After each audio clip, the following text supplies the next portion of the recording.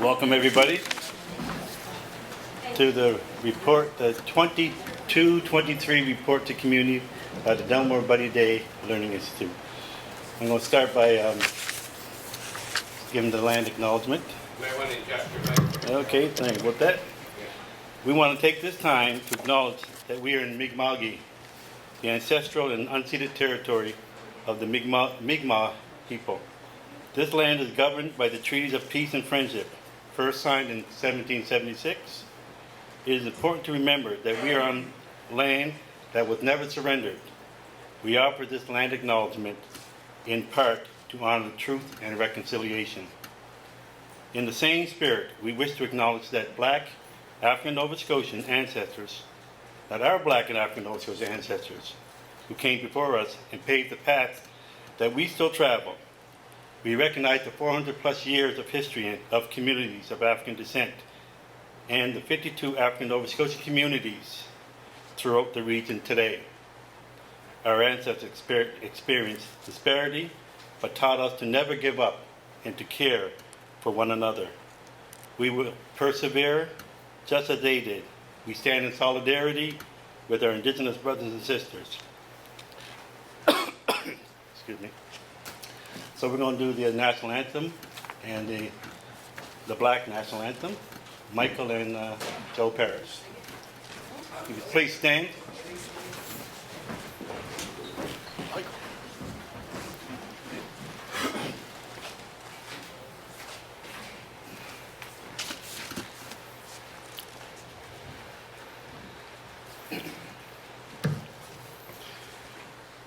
Lift every voice and sing till earth and heaven ring. Ring with the harmonies of liberty. Let our rejoicing rise high as the listening skies. Let it resound loud as the rolling sea.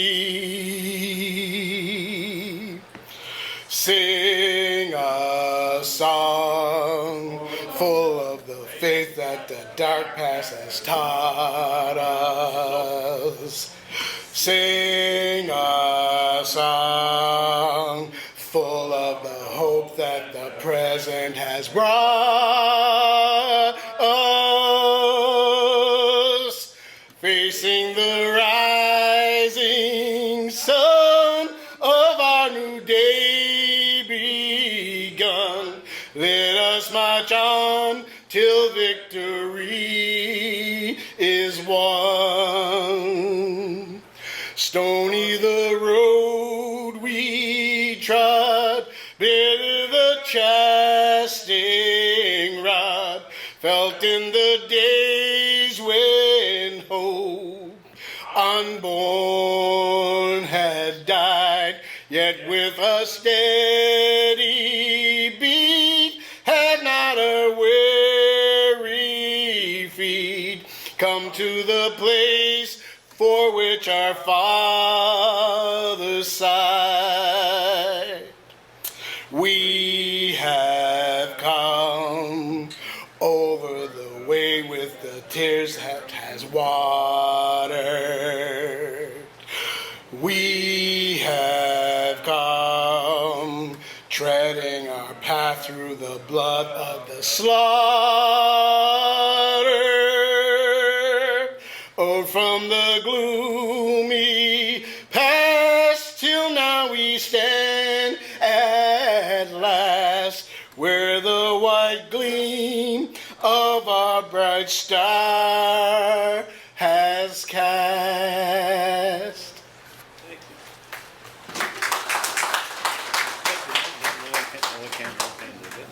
What?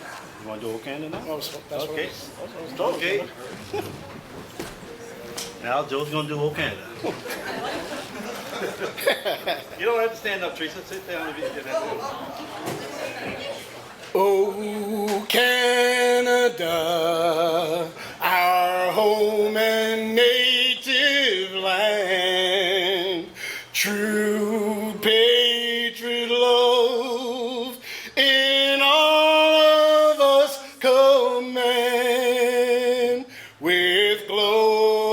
hearts, we see thee rise, the true north, strong and free. From far and wide, oh Canada, we stand on guard for thee. God, keep our land glorious and free. Oh, Canada, we stand on guard for thee.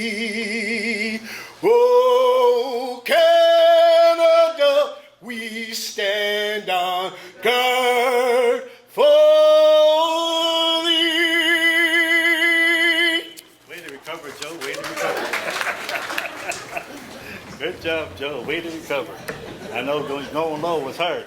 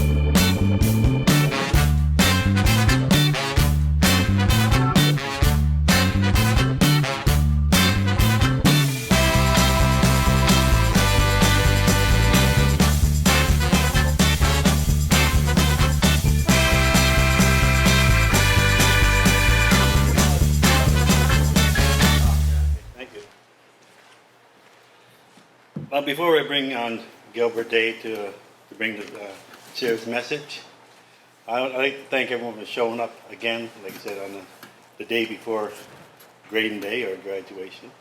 And I acknowledge some of the elders who are here, Teresa Brewster from Glace Bay. I just want to acknowledge you. And Muriel Firmer from good old Whitney Pier.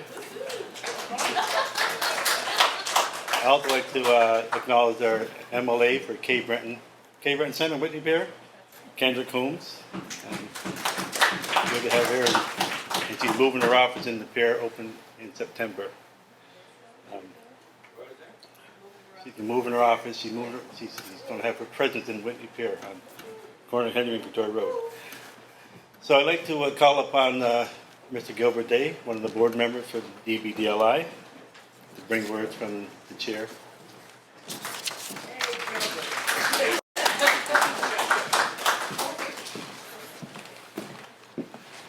Well, first I'd like to congratulate all the young people in the room here who are completing their school year and have been successful and will be moving on, as well as the parents in the room who have young people in school or grandchildren in school who you've supported over the year. And congratulations to all. I'm just reading the board report. As I understand it, the chair of the board is still between 45 minutes and an hour away driving here. So he's left his report, and I'll be reading it for you in the first person.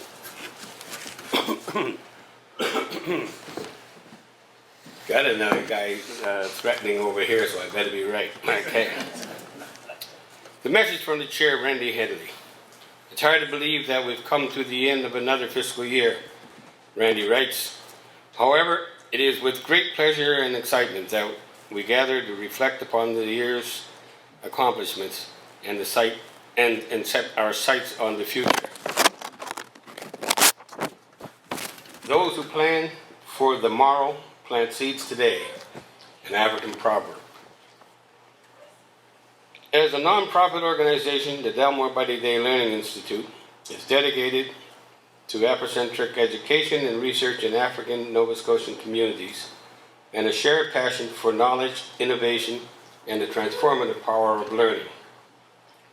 We are most certainly planning for tomorrow with a vision and mission to improve the educational experiences, opportunities, and outcomes that empower African Nova Scotian learners. In the past year, we have witnessed significant achievements and milestones that have propelled our organization forward. We have tirelessly pursued our vision of connecting with Black communities by recognizing each community's unique perspective. Through the dedication and collaborative efforts of our staff, volunteers, board members, and partners, we have made notable strides in research collaboration, and community engagements, as is noted in this report.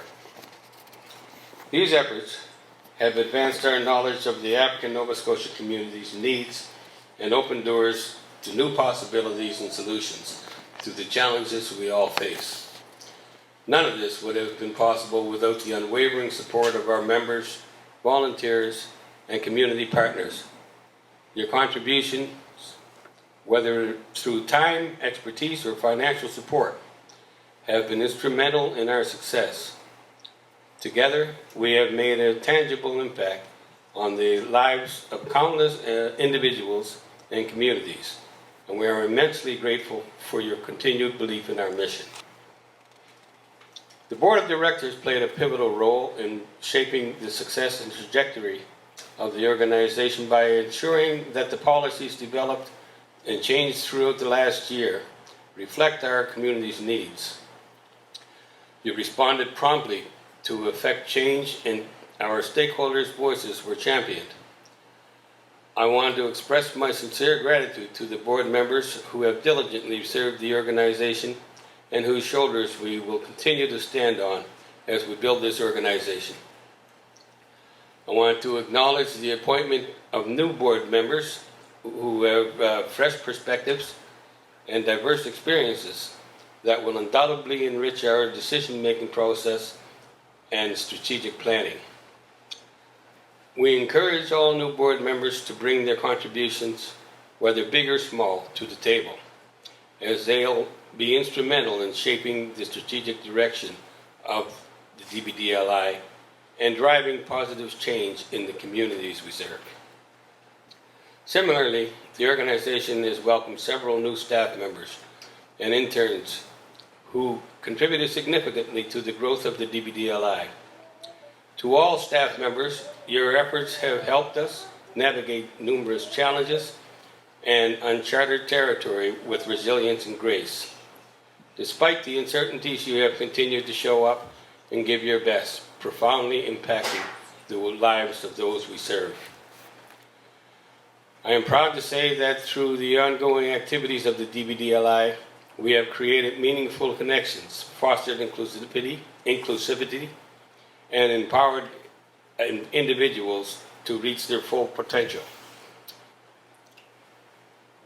These were experienced through our recent Apocentric Conference, Transformation Through Ubuntu, an Apocentric Perspective. That's the title of the conference. By inviting elders and community members to participate in board meetings, ongoing research collaboration through our online learning platforms, and participating in cultural engagement sessions. In the spirit of collaboration and shared purpose, let us embark on this report to the community with enthusiasm, a sense of purpose, and a collective determination to make a difference.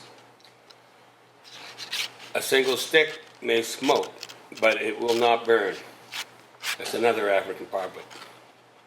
As we close this chapter and embark on a new year, let us continue to work together, inspire one another, and strive for excellence, Ubuntu. Together we can continue to make a meaningful difference in the lives of those we serve and creating lasting impact in African Nova Scotian communities. Thank you for your unwavering support and for joining this organization's journey. This is Randy Headley's report. Right there.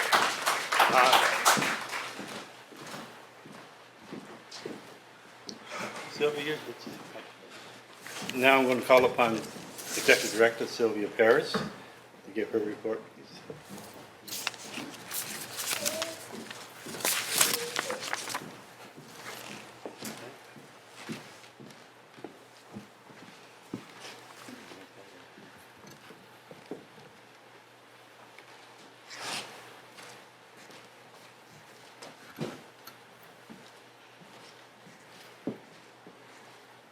Hi, everybody. I feel like we just need to kind of bring the community, family energy into the space. I'm so appreciative of your patience. Thank you. We're committed to take our report to the community across the province because we're a provincial organization. And I would encourage you next year, I'm not sure where we're going to be, but do tune in for live stream. We're not giving up. We're going to make it happen all the way across. So thank you so much for being here. I want to acknowledge Charles Shepard and thank him very much for stepping in to be an MC for this evening's program. Thanks again to Joe Paris with double R like myself, just to give you a little hint, for the anthems. I'm very appreciative of that in terms of time. So I just want to do a little more context stuff. So you have, first of all, how come all the front seats are empty? I just want to say I noticed that. This is where the cool kids sit. Oh, okay. So, I'm going to remember that, Sean. I'm, going to try to be cool next time I'm at some place. So everyone should have had on their chair a report to the community booklet. So I would encourage you to have a look at that through this evening. If I kind of speak to it from going from the back, you're going to see photos of the staff and of our board members. So when you hear those names or we talk about those folks, it'll give you a sense of kind of who we're talking about. The slideshow that was put together by the team inside and led with Lindsay Ruck was trying to give you a bit of a sense of, in pictures, what has been happening throughout our time of this year. And it's always interesting to me when I look at the report to the community and how we try multiple ways to display what's going on, how very busy the staff team and the board and their endeavor are. And I really want to just, in a general way, ask you to join me in recognition of that work and that energy that you've had a chance to see there. So in terms of my report, I just want to highlight some of the things that I've excerpted out of the report. So you have the full report to read at your pleasure. I'm sure it'd be on many nightstands for the next little bit. But I'm just going to highlight a few and then maybe say some connected pieces with it. So I'm going to start with, whoops, I hope I'm still being able to be heard okay. I'm going to start with talking about a connection in terms of our funders. So our key funder is in Department of Education and Early Childhood Development. And with the signing of an enhanced research agreement that we had with our funder, the research department was able to advance projects that enable us to deepen our partnerships with the regional centers of education, post-secondary institutions, and community scholars. This gave teachers access to promising practices to enhance their classroom delivery. In the research committee's report, you will learn more about the use of artificial intelligence and machine learning, which will help enhance teaching and learning. We launched a webpage, DBDLI Research, that highlights the pieces that are happening in the research department, hopefully in a way that people find a bit plain language and easy accessible. So that's another face on our Facebook page. And that is also used by the researchers in our group. This expansion supports the researchers of African Black Ancestry Network, and that's across the province and beyond. And it's additional space for the DBDLI fellowship recipients to talk and to network. And one of the things we're excited that we have been able to do for the last few years is support people who are continuing their study and using that study to try to bring forward ways that will strengthen student learning in the classroom and our community engagement.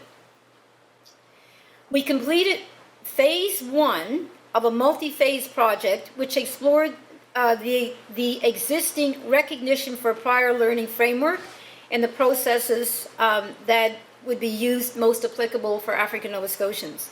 So there's an opportunity when you're going for the study or going on to your career to have a conversation about what strengths am I bringing and how can they be equivalent to what might be a degree or a diploma. So in kind of a big picture, what that is about. So we were able to look at that, and we were able to look at that from our lens.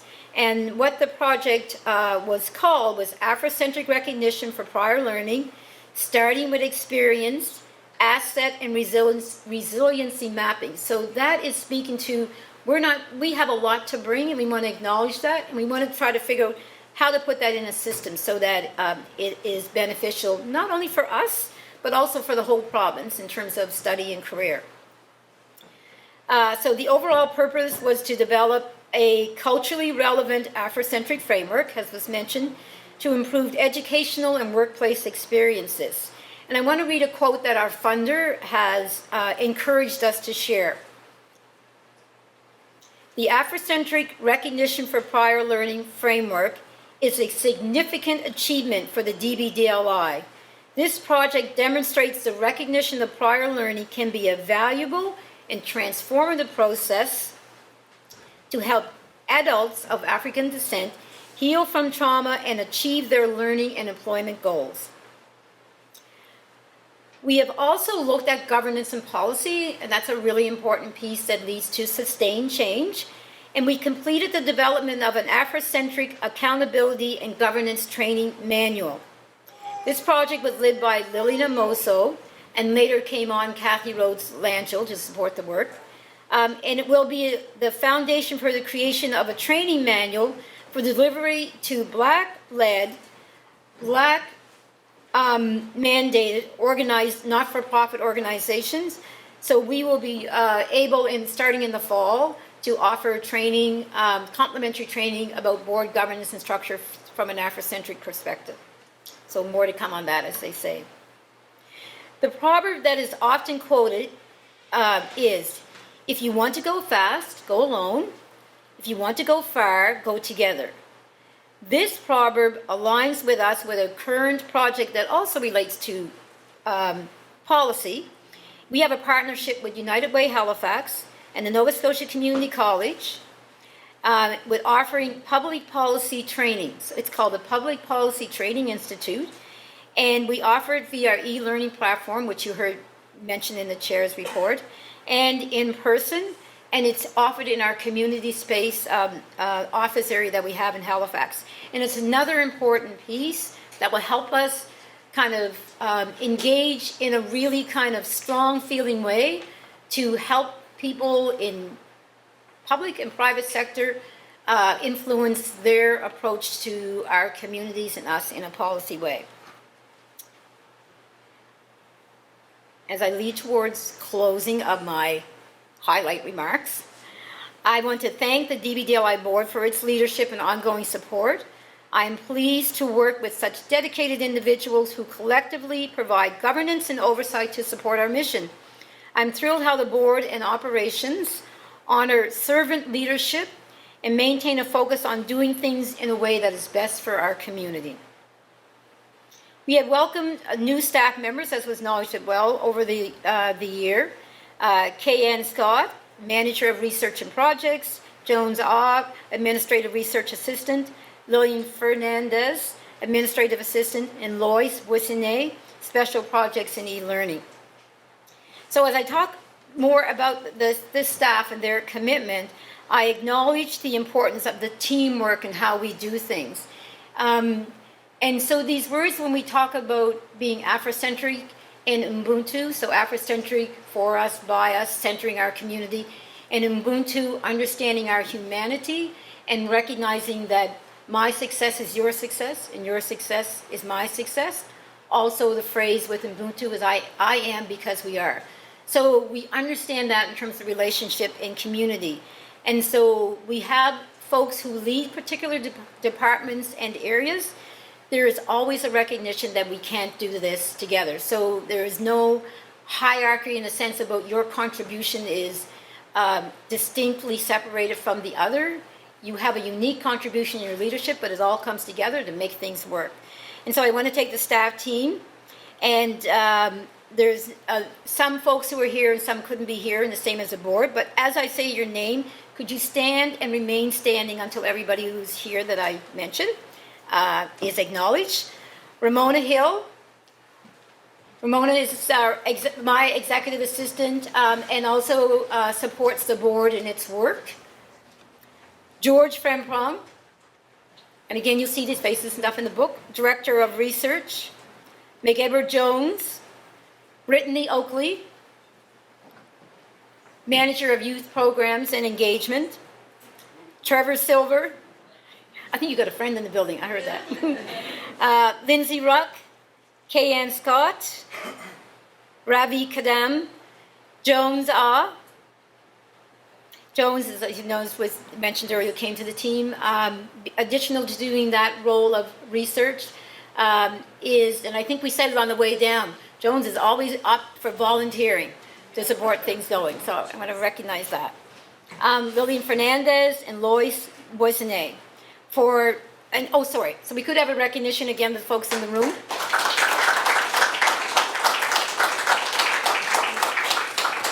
Thank you very much. It's always best to do that without warning them, by the way. Everybody knows it's coming. And for their contribution to the ongoing success of the Institute.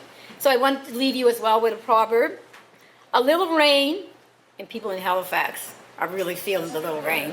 A little rain each day will fill the rivers to overflowing. So as we continue to do what we can continuously, which we cannot do without community support and engagement, and I want to recognize as well that support is the bravo messages we get, but it's also the suggestions about maybe you could do this, and maybe you could try to do this a little bit better. It's all in family and relationships, and we support it all.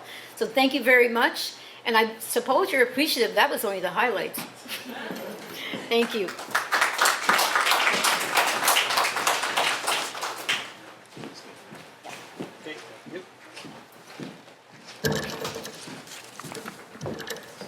Thank you, Sylvia. Now we're going to move on to the program to hear from Dean Smith, who's a graduate of Sydney Academy in 1985, enrolled in Dalhousie University. Oh, are you on it's finance? Is James going to do a financial report or? Okay. We can hold that off then.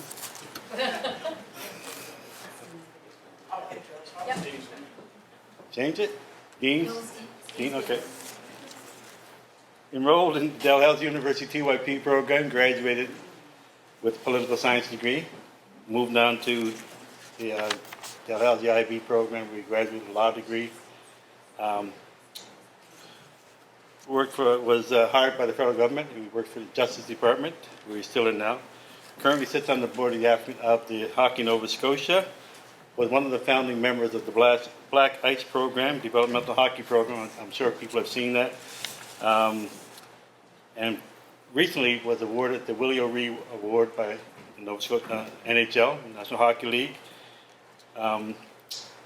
for making progress in the black community for kids and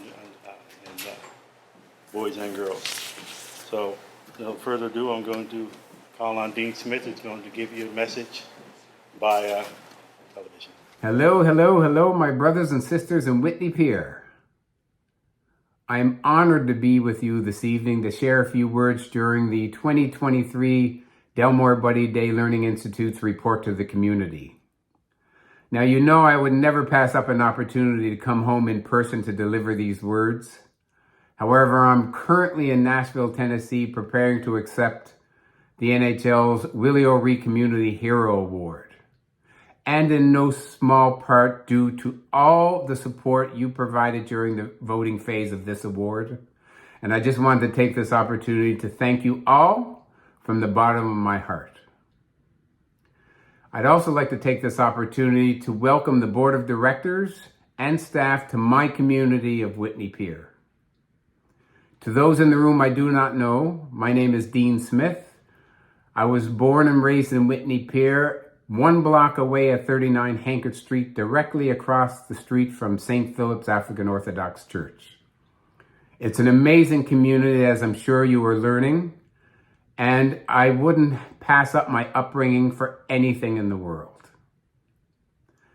Now let me begin my remarks by thanking our elders in the room, because everything I do in life on a volunteer basis is because I learned it from you. You raised me right, and I contribute to causes that are near and dear to my heart, and because I do it that way, I never tire. So I thank you for all of your support over the years, and I hope you have a wonderful couple of days in Whitney Pier. I'd also like to thank Randy and the board of directors, Sylvia and her staff for asking me to provide a few comments here today. I participated in so many reports to the community over the years, I forgot how much I missed them. So I'm real happy to be here with you tonight. I'd just like to start by reviewing a little bit of the history of the Delmore Buddy Daye Learning Institute, and then I'll get into some of the things that I've been up to over the last couple of years, including my work in hockey. So many of you in the room may remember, in 1994, the Black Learners Advisory Committee on Education issued a report entitled Redressing Inequity, Empowering Black Learners. That was a very important report with a very important recommendation. Recommendation number 3 of that report stated, and I quote, establish an Afrocentric Learning Institute to assist in curriculum development and conduct ongoing research on issues impacting Black learners in Nova Scotia. The following year, in 1995, then Minister of Education John McEachern stated, The Department of Education accepts this recommendation and will create an Afrocentric Learning Institute. Fast forward, 1999. Afrocentric Learning Institute Proposal Development Committee was struck. On that committee was yours truly, Charles Shepard, Chair of CASE. 2001, CASE funding for the Delmore Buddy Day Learning Institute began to flow. In 2012, the inaugural board of directors was appointed to run and operate and to establish the Delmore Buddy Day Learning Institute. And I just wanted to acknowledge that we began the process of bringing the Delmore Buddy Day Learning Institute from an idea on a page to a multi-million-dollar educational institute in the heart of North End, Halifax, the heart of the Black community, the historical Black community in Halifax. And I'm very proud of the work we did to establish the Institute. Now, what have I been up to over the years? Well, I participated as a board member on the Delmore Buddy Day Learning Institute from 2012 until 2017. I last served as co-chair of the Institute. We did a lot of work in community, and I am honored that one of the first recommendations and the first commitments we made as an inaugural board was to make sure that we brought the Institute to community. And I'm so honored that you are honoring that commitment by being in my home community of Whitney Pier this evening. Now, what was I doing after the Delmore Buddy Day Learning Institute? Well, first, I participated in a public inquiry into the Nova Scotia Home for Colored Children. We issued this final report in 2019. I spent 4.5 years working on that public inquiry. We looked at systemic racism in community services. We looked at systemic racism in education and systemic racism in the government. And we also provided pathways for addressing that systemic racism. After I left the public inquiry, I decided to take a break, but it didn't last very long. In 2019, I was asked by Hockey Nova Scotia to chair the Hockey Nova Scotia Diversity and Inclusion Task Force. This is my son, Jade, right here. This task force examined racism and discrimination in the game of hockey. We conducted an innovative digital survey that went out across Nova Scotia asking those who tried hockey but left it because of unpleasant experiences, and those who never tried hockey in the first place, why they did not try hockey or why they left hockey. We believe that First Voice would provide us an avenue to addressing racism and discrimination in the game. The final report issued in 2021 and included in that report were 9 recommendations. The number 1 recommendation was to develop a universal code of conduct that tolerated zero racism and discrimination in the game. The number 2 recommendation in that final report was to develop education around ED&I, equity, diversity, and inclusion training for all those participating in hockey, including players, coaches, officials, staff, board members. To date, I'm proud to announce that we have conducted equity, diversity, and inclusion training for our entire board of directors at Hockey Nova Scotia, our entire staff at Hockey Nova Scotia, as well as regional directors in our branches. We also conducted equity, diversity, and inclusion training among all high-performance athletes coming out of Hockey Nova Scotia. That is more than 300 young male athletes and 250 young female athletes. That we are very proud of. Some of the key findings in the report, and I don't need to tell you, that identified impediments to participation in the game of hockey. The number 1 impediment was cost. The number 2 impediment was scheduling and time commitments. And the number 3 impediment to participation in the game was a sense of belonging, not feeling welcomed in the game. So the remainder of the recommendations in the final report go towards addressing that issue. And part of those recommendations include honoring and highlighting the accomplishments of Black athletes in this sport. John Paris Jr., Windsor, Nova Scotia, the first Black coach to coach in professional hockey. Stan Chook Maxwell out of Truro led the scoring race in professional hockey 3 years in a row. Bill Riley, Amherst, Nova Scotia, the first African Nova Scotian to participate in the National Hockey League and the third Black player overall to participate in the National Hockey League. And many, many more, including the Colored Hockey League of the Maritimes, a league that existed between 1895 and 1930. It boasted more than a dozen teams that traveled the province to sell out crowds. Team names like the Africville Seasides, the Africville Brown Bombers, the Amherst Royals, the Halifax Eureka's, and the Truro team that was known as the Truro Sheiks. Incredible history, and that was one of the recommendations. Highlight that history, celebrate that history, and that's exactly what we've been doing over the last number of years.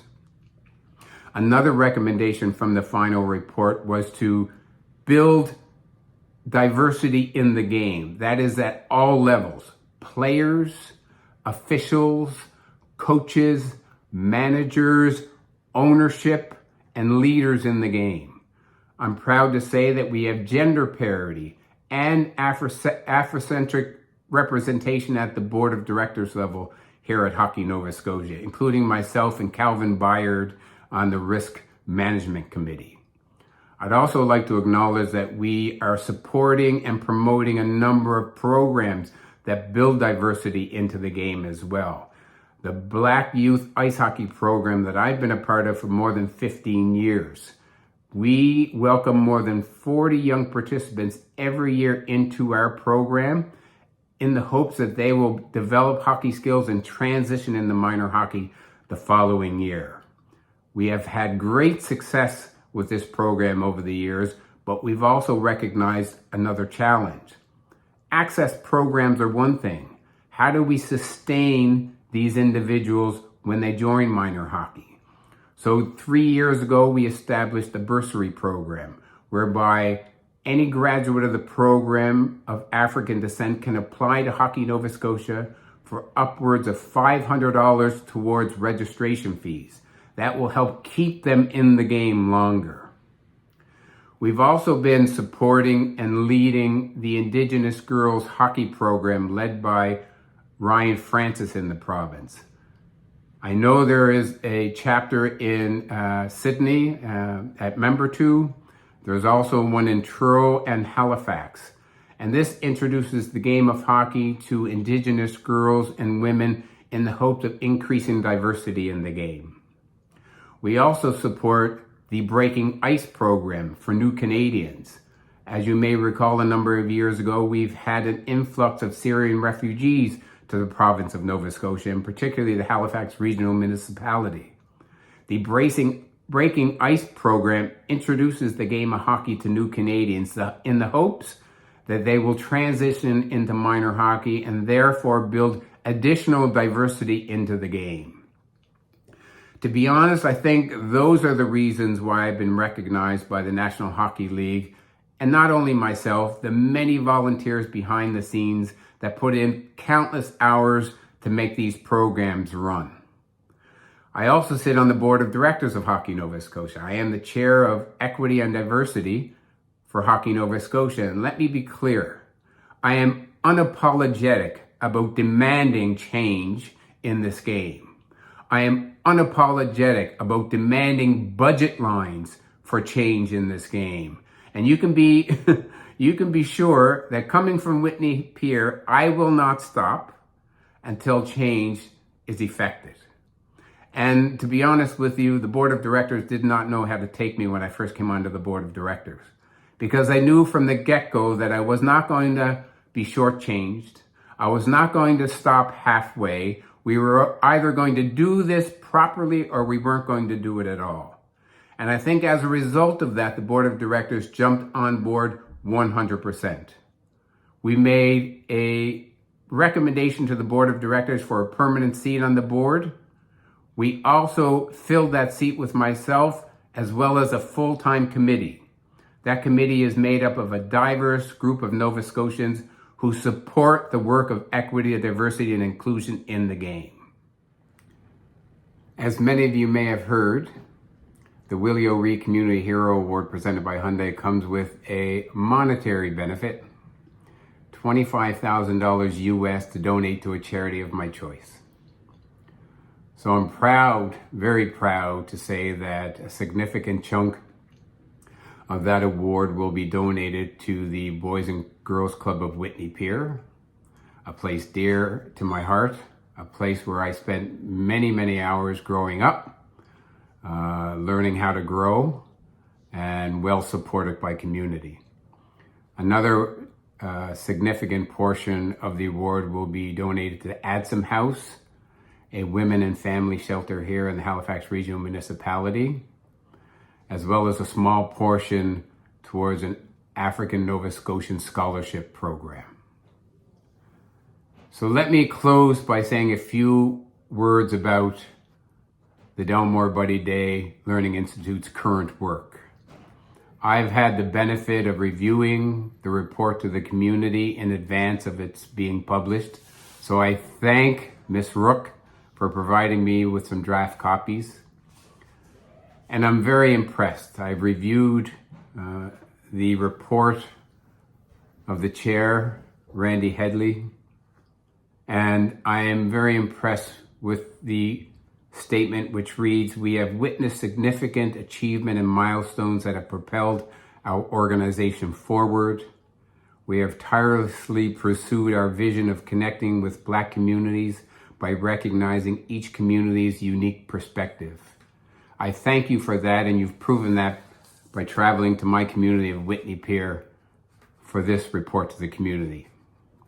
I've also had an opportunity to review Sylvia's CEO final report to the community, which reads, "With the signing of an enhanced research agreement with our key funder, Education and Early Childhood Development, the research department was able to advance projects that enable us to deepen our partnership with regional centers of education, post-secondary institutions, and community scholars.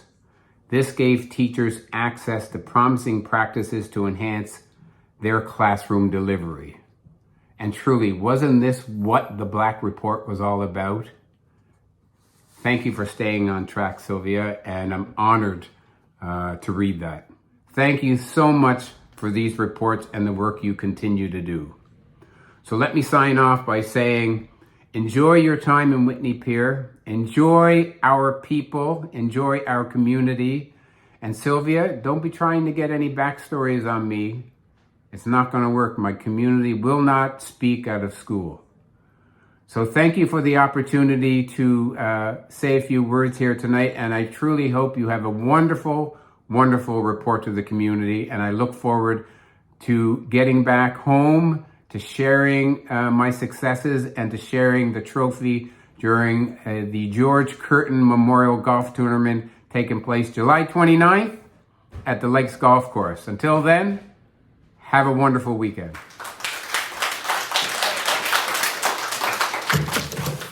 Now, when we talk about Ubuntu, there it is. The epitome of Ubuntu right there. Thank you, Dino. Before we move on with the program, I'd like to acknowledge a grade 2 class at Shipyard Elementary. They received an honorable mention for the African Nova Scotian History Challenge on a book they did on our local council member, Lauren Green. So I just want Miss Murphy to stand up, please, and to just acknowledge her and her class. Thank you. Moving on. We're going to Mr. Sean Smith. I'm going to say a few words about him. Being born in Glace Bay, area of Cape Breton, Sean Smith has worked with the UNIA Cultural Museum since 2002, when the doors were open after many years of non-use. Sean has chaired the Education Committee and volunteered at multiple functions that have supported African Nova Scotian learners and hosting many keynotes provided by motivation and educational speakers. I now call upon Sean Smith to give a keynote address.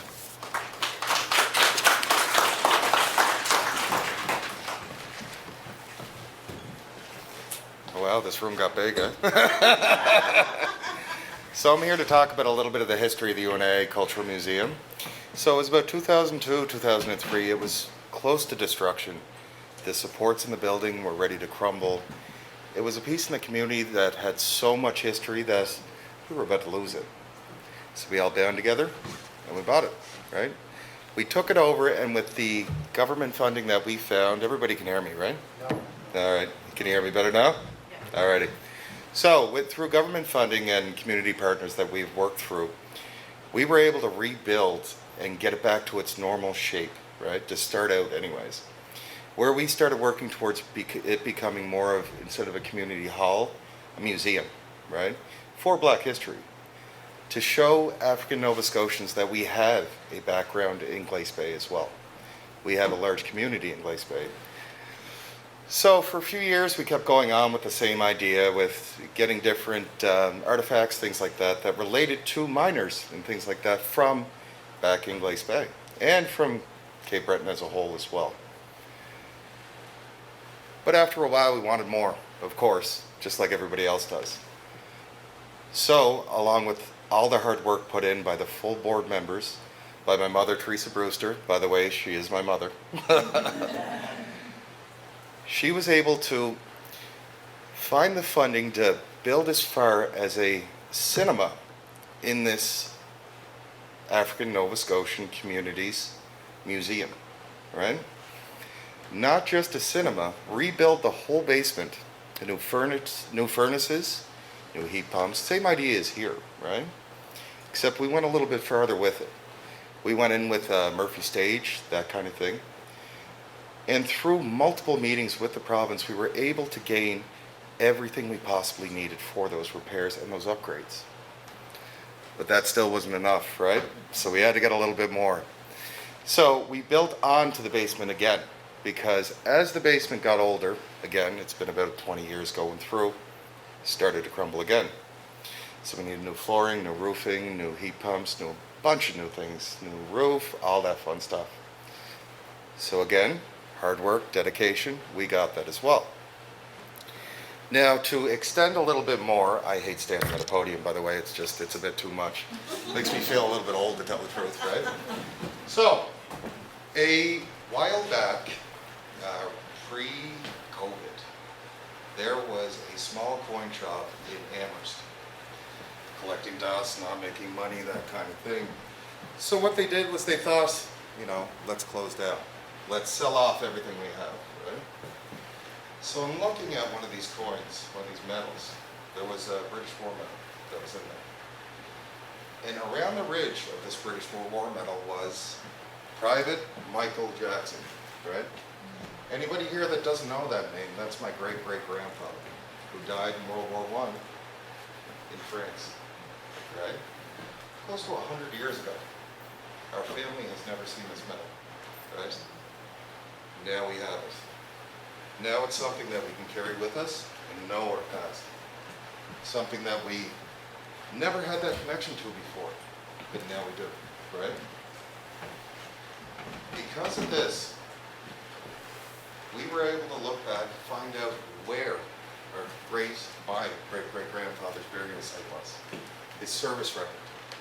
And being an ex-military man myself, I can tell you that means a lot.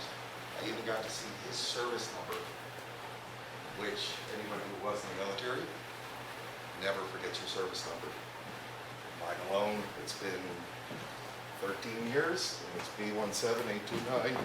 394, excuse me. But that's what it is. This is our history that we were able to recreate again, to be able to see that we never had a chance to do before. This is something that without the collaboration of these black community organizations, we wouldn't have this. We would never be able to see something like this back into a building that was used as a boarding house for people coming from the West Indies when the mines first opened and had nowhere to sleep. They slept in that hall. Our families and our extended families, wakes, funerals were held in this hall. This hall is such a huge part of the African Nova Scotian culture in Cape Breton. It's been standing for over 100 years to show that. So I'd like to thank the Delmore Daye Learning Institute for inviting me to speak. I told them that I ramble a little bit, so I'm trying to keep it short, right? And I'd like to thank Teresa Roaster, my mother, for giving me the chance to be able to volunteer. Marie Green, I'd like to thank for running the Haker Street Hall when I was a kid. This place alone, I was 10 years old, standing in the corner trying to go for a dance, right? Boys and Girls Club. What you did for me the first time I touched a weight in my life was there. The first place that I learned how to play guitar, which helped me to tour all around Nova Scotia, was through the Boys and Girls Club. So personally, I'd like to say congratulations on the new money, right? Thank you to everybody, and this has been fantastic.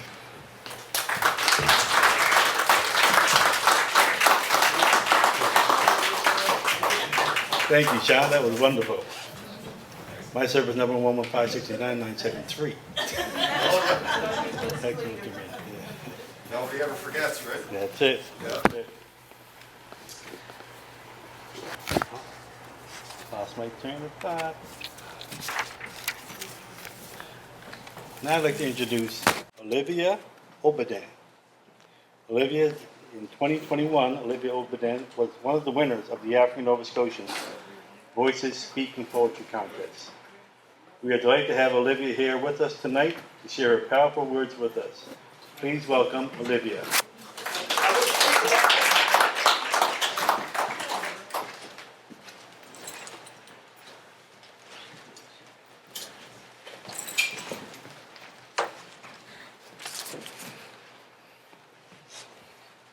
Hi, my name is Olivia, and I'm going to be reading a poem I wrote this February during Black History Month called Sea of Struggle. I wrote it about Black history and the struggles that Black people have had to face over the years.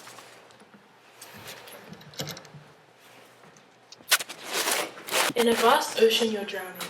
You struggle against the towering waves. Every second you live you're counting how long to this ocean you've been a slave. The water is filling your lungs and you're screaming. You're almost ready to give up. It's empty for as far as you can see, and it's seeming like you are out of luck. But there in the distance, through the fog, you see a faint light that's becoming brighter. You think, has someone come to rescue me? You open your eyes a little wider. A boat emerges, sailing closer slowly. You wait for it with a feeling anew. You've suffered in this ocean for decades, centuries. This boat's arrival is long overdue. The boat comes to a stop in front of you. It's an old one with no motor. As you climb up the ladder, you can't help but think, why does it feel like it's not quite over? The boat is immense and dark, with shadows cast all around. You call out to hear who rescued you, but you don't receive a sound. You realize you're on this boat alone. There's no one around to help you out. You begin to sail along a never-ending ocean. Your heart is full of doubt. Every day you look out across the waves, searching for dry land. You begin to wonder if there's any out there, and if your feet will ever touch sand. Another boat appears off in the distance. It approaches you rather quickly. It's someone like you who's looking for land, one friend, then two, then three. Along the way you meet many others on who you can depend. Your common goal is to find dry land so the suffering can end. The others make it not so difficult, not so impossible or isolated, to keep going on your expedition, the one you had once hated. That day you reunite with land hasn't come yet, but trust me, it sure will. Even with all the effort we've already put in, we cannot stop until. Thank you.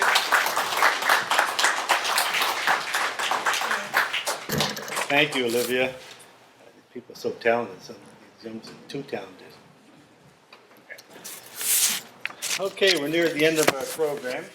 Now it's report to the community, offers to community and DBDLI, partners, stakeholders, transparency, full transparency. It is the time to connect and look to the future with anticipation. So each department from the DBDLI is going to do a report. I think there's only one report, is it, James? The financial report, the most important report. And James owes me money for travel expenses a year ago. James.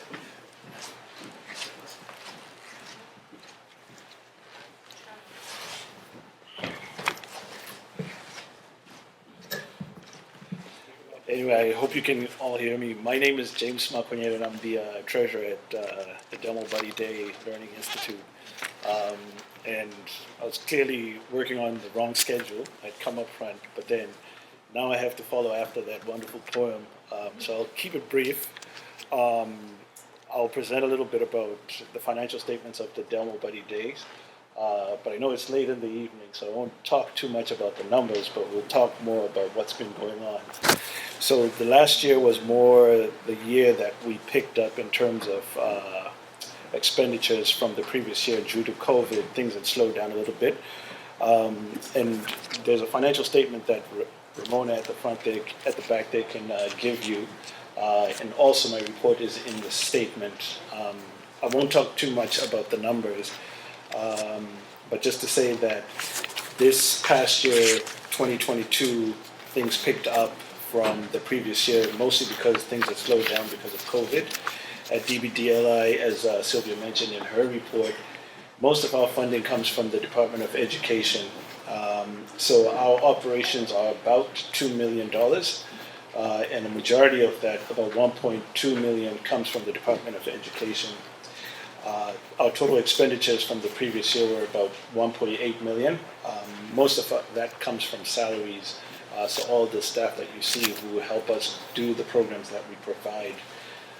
And finally, the second biggest expenditure for 2023 were the programs that we deliver, which makes sense. With that, like I said, I don't want to spend too much time talking about the numbers.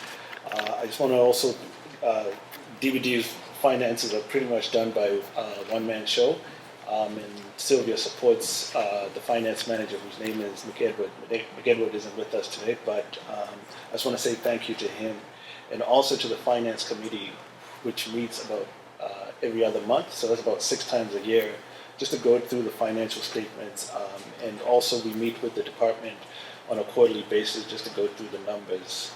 This year, as I mentioned before, things picked up from the last 2 years, so it's good to see that things are continuing to move.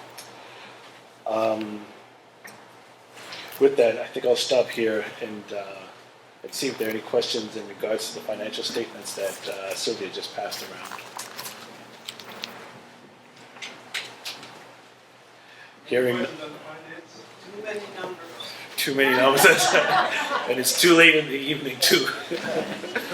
All right, thank you very much. Thank you.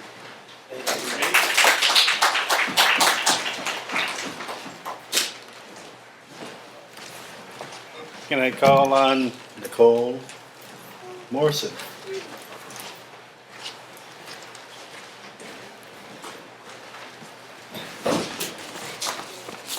Hello, my name is Nicole.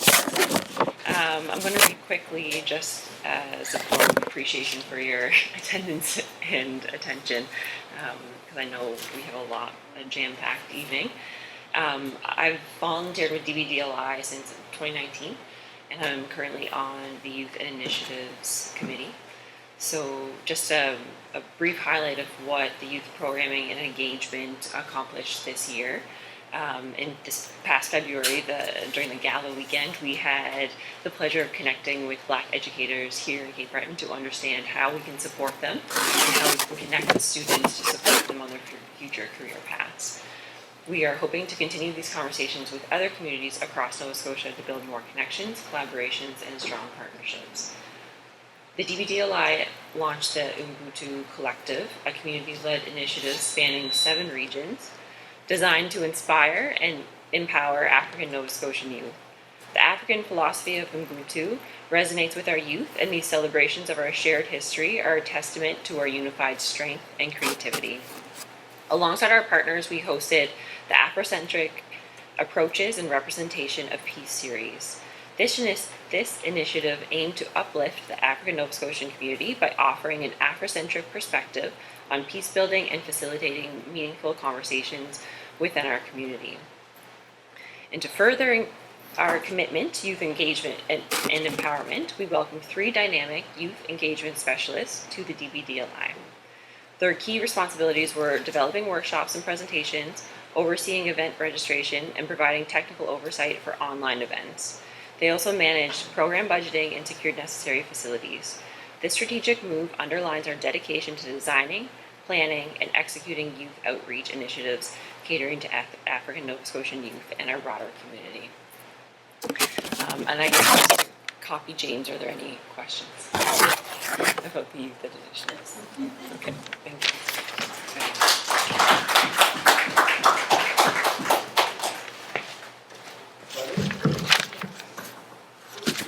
Human Resources.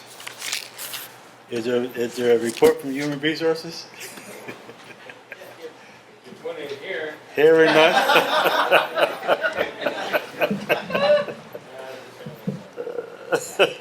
Well, How about communications? yeah. I'll just say there is a human resource report. It goes to 2 pages, or on page 8, One part is about the human resources committee, and the other is about the community transactions. You need to capture it on the video.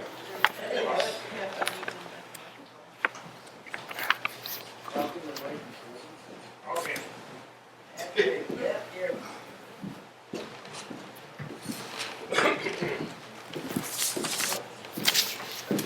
Okay. Here, sorry about that. I'm a little bit ill-prepared for my name to be called.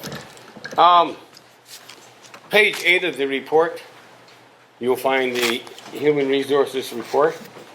There's 2 parts there. There's a part of a bit of information about what happened within the Human Resources Committee over the last year, and then the Human Resources activity that were taken on by the staff. So that's all right there. No point in summarizing, nothing too exciting, but it's all here for your perusal.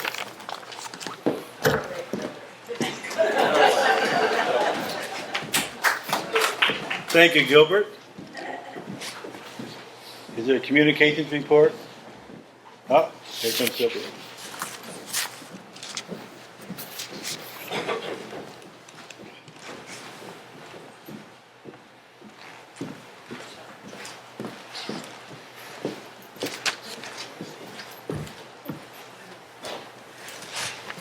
Thank you, committee report readers. I also want to acknowledge that Olivia was the winner of our African Nova Scotian Voices Speaking media contest that we had in, Olivia, do you remember what year, Olivia? 2021. Yeah, that was really fabulous. It's really, yep. And if you search our website, you can find that, it's still there. So I am going to read the highlights, and I'm just going to stick to the script of reading, okay?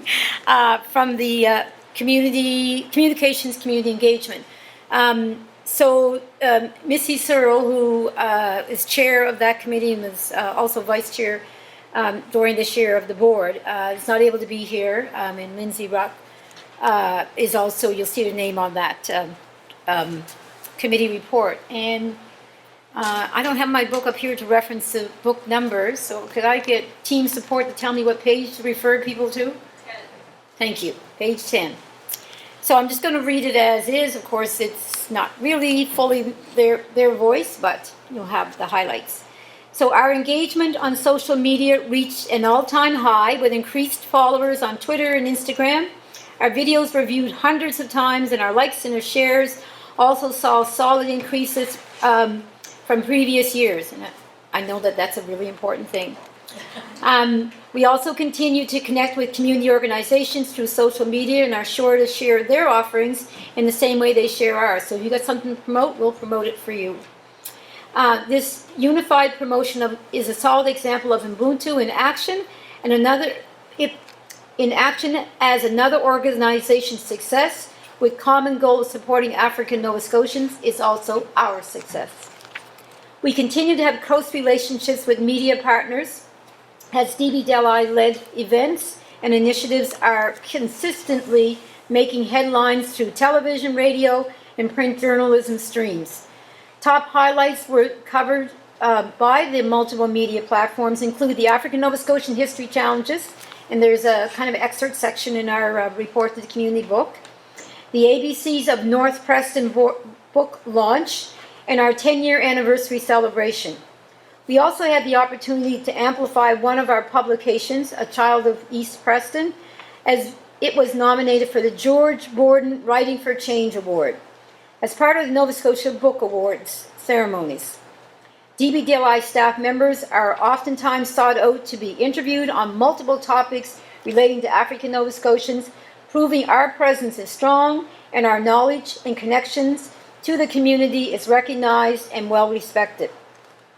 We had an exciting relaunch of our subscribe newsletter. So if you go on our webpage, go to the bottom, click subscribe, and you'll be in the know with the rest of the folks.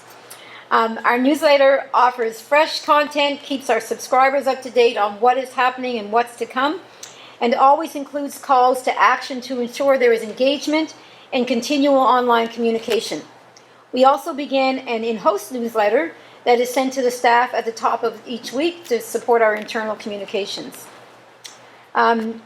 It also recognizes and celebrates other successes and milestones, so it's again a way of showing appreciation within and amongst our staff team.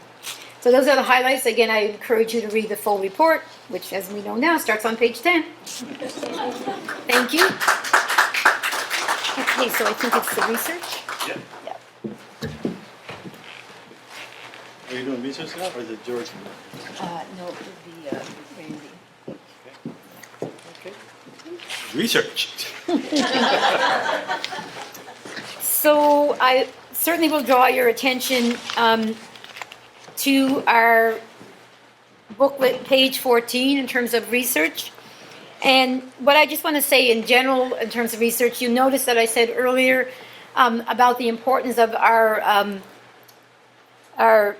key funder in the endorsement of the research. Research is one of the key unique aspects of Delmore Buddy Day Learning Institute. We do community engagement. A number of other organizations do community engagement.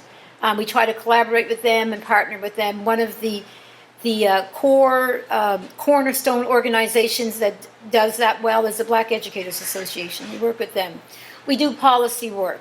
The Council on African Canadian Education is a policy connect with the minister, and that's another one of the core pieces or organizations that we work collaboratively with. Within the Department of Education and Early Childhood Development is the African Canadian Services branch. We work very closely with them. When we talk about EECD, most times we're talking about the branch and their staff team, who is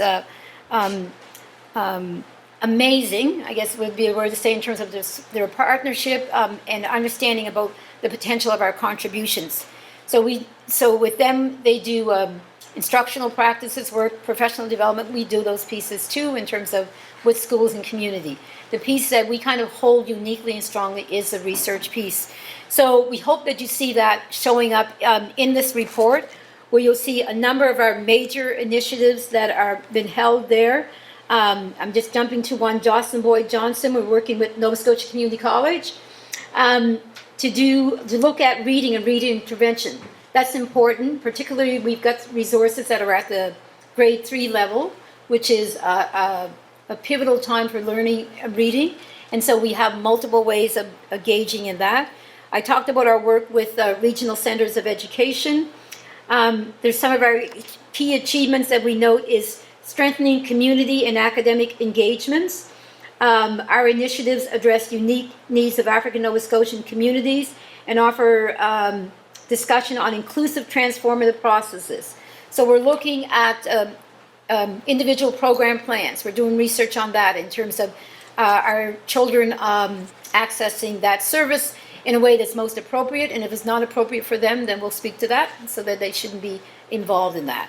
So that's some of the things that were involved there. We've been working with a few schools across the province in a very kind of intentional relationship, so we're working directly with the teachers in those schools to help them look at their practice to ensure that they are becoming and acting in a way that is culturally relevant so that it's inclusive for all learners. We look at policy work. There's the inclusive education policy. We've been working on that one, and some of the work is to develop initiatives that fall under the umbrella of promising schools and the work that happens in that regard. We do graduate research capabilities, so we have kind of just in time and key learnings that we can bring. We talked about the AI work and the machine learning. That's one of the things that is trying to find a way that is most supportive of what is happening in the schools. So is there one more thing that I want to say before I leave this part? Yeah, so you heard about the conference. And the conference, Afrocentric Conference, was a way for us to have streams where we had youth engagement, we had community voices speaking, and we had academics in the area of Afrocentricity, Dr. Malafi Asante, Dr. George Daye and his work. We had Dr. Sandra Wanda Thomas Bernard, we had Dr. Wendy Mackey. So there's a lot of us in our community in terms of local scholars that we support with this work. And yeah, so I encourage you to delve into that one as well. So thank you.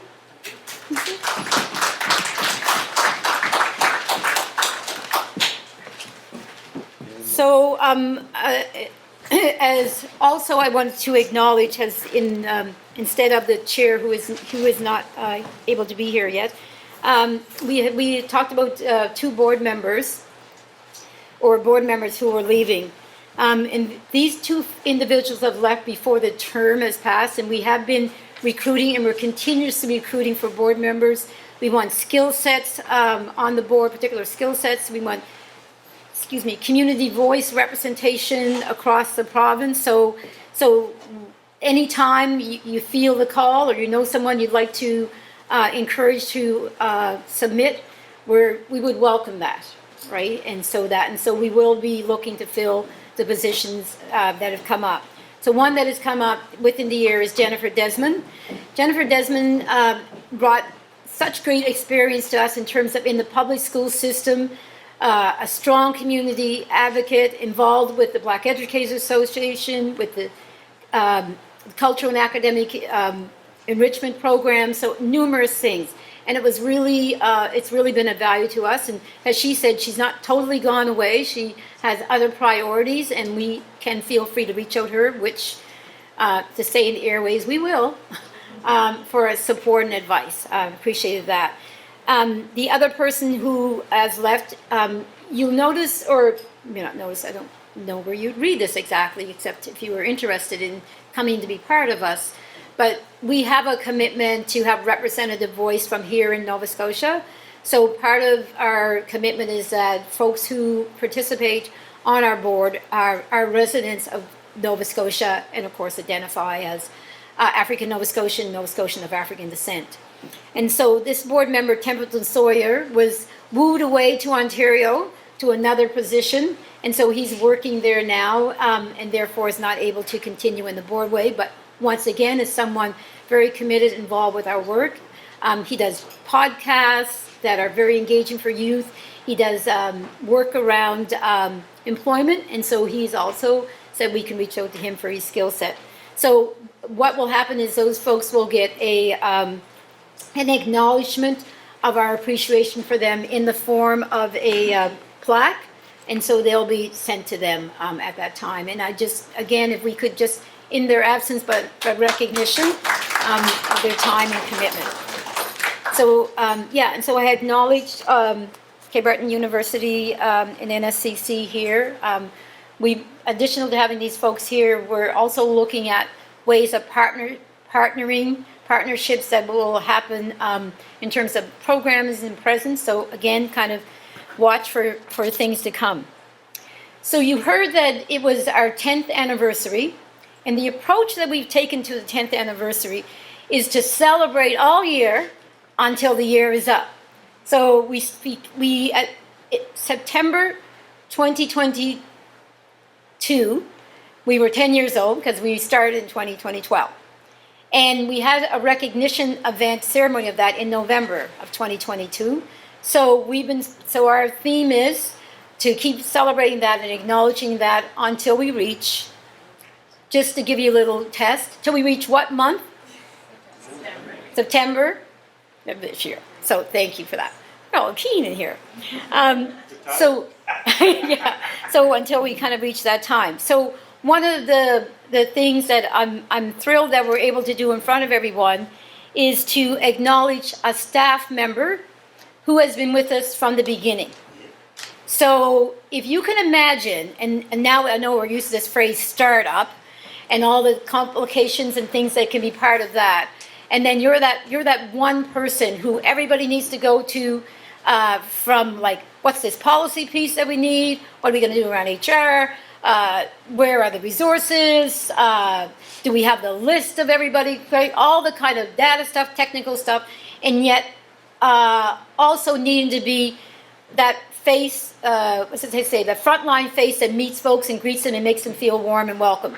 So that's a lot that happens, and I guess she might say probably most of that's just amplified since that beginning time, yet still balancing those balls really well and supporting, as I said, the work of the board and my work, and generally being engaged as a team player with Delmore Buddy Day Learning Institute. And I can almost feel this kind of ooh-eye happening from her to me at this point.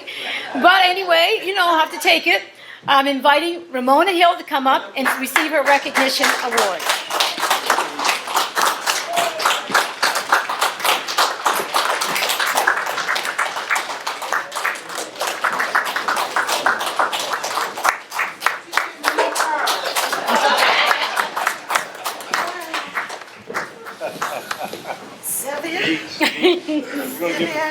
No. And I'll be inviting, because somebody's going to take a picture for us, right? So I'll be inviting the staff who are here, or staff team members, and the board who are here to come up for a photo of this.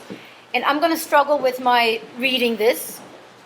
So it says, Delmore Buddy Day Learning Institute, Excellence in Afrocentric Education and Research.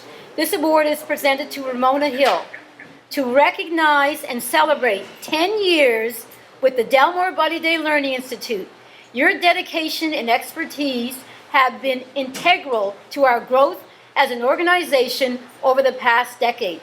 Thank you. And the proverb is from Congolese: a tree cannot stand without a rooted person supporting it, without its roots. Thank you. Of course you were. Go ahead. And do you know how hard it is to keep a secret from this person? Let me just tell you, right? Thank you. You're welcome. So yeah, so we have everybody, Gilbert, James, George, come on up. Okay. Oh, yes. Yes, Nicole, thank you. We can do that. Okay, did you say anything? Oh my God. Okay. Yep. I just have one more thing to announce after this, and then patience. Thank you. Thank you very much. I wasn't expecting this. This was a shock. I just want to say thank you to Sylvia and the board, and it's been a pleasure be a part of the Delmore Buddy Day Learning Institute from the very beginning, and to see the organization grow from one staff person, which was originally myself, to 10 staff people now, and it's a great team to work with. And I've seen the organization grow throughout the 10 years through the youth department, research department, and publishing department, and I'm sure it will continue to grow. Thank you.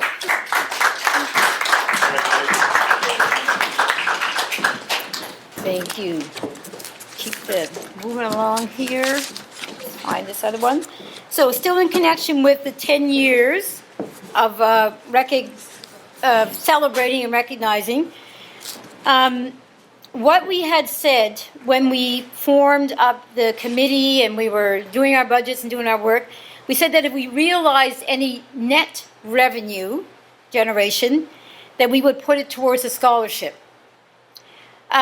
So all the finances have been done, and we passed all our audit, and we ended up with having $4,400 of revenue that we can use in connection with this 10th anniversary. So we are going to have a one-time DBDLI 10th anniversary legacy scholarship. And that scholarship, oh, thank you. So the board, as I said, the 10th anniversary committee opposed to the board this, and then it was our opportunity to realize the funds, and we did. So we are pleased to share that we will be providing a bursary for a student returning to a post-secondary studies, and that will be in the amount of $3,000, and a bursary for a high school graduate beginning post-secondary studies in the remaining amount of $1,400. The call for applications and other criteria will launch in the fall. It will be well promoted and distributed, and our members of our 10th anniversary committee, who are board members and with staff support, will be coming up with that criteria and will be promoting it throughout. So thank you again for allowing us to have this announcement of what we think is very important in our contribution to the work, and it represents reciprocity. If we're able to get something, we share something, right, in that remark. So thank you very much for that. I think I have covered, let me thank Michael and the caterers for this evening as well. Appreciated that. And I also want to acknowledge Brandon and Jason, these team members not here, for their patience in trying to make this thing go, this live stream go, and coming up with alternatives for us. So very appreciative of that. So thank you. I think there's some draws, and then, so thank you. Congratulations to graduates as well, and have an amazing summer. Thank you, everybody, for showing up and showing people from Halifax that we can get people out in the community. There's food left over. If anyone would like to take some with them, please do. Also, there's some bags of swag down the back that if you haven't received your bag of swag. Yeah, so thanks a lot. Thanks for everybody for showing up again. And I guess we'll see them in the next report to the community in Yarmouth next year, 2024. Thank you, Kendra, for coming. Great job.